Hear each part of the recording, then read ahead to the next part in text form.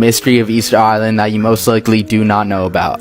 One of the things that's always amazed me is that literally in the middle of the South Pacific you find this very strange island, which not to mention is separated about more than 2,000 miles of sea from any large landmass. And on the island you find more than 200 of these megalithic heads known as the moai, which until recently were thought to be only 10 feet tall, but come to find out they actually go 30 feet underground.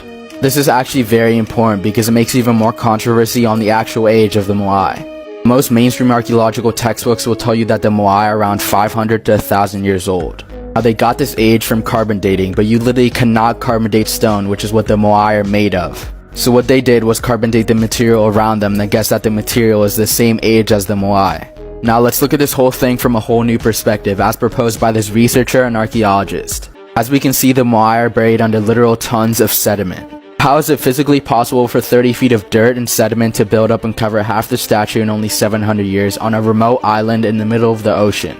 As proposed by this archaeologist, it simply is not. Another strange thing is, why on earth would you use your ancient sculptures in the reconstruction of a wall?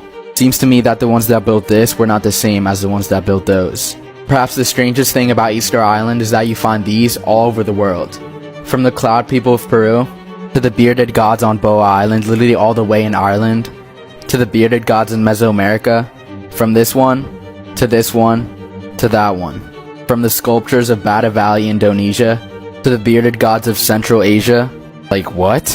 Who the Urfa statues in Turkey, to the ones in Göbekli Tepe, the oldest megalithic site in the world. And most of these, the story's the same. These are all the bringers of civilization after the flood. So, who are they?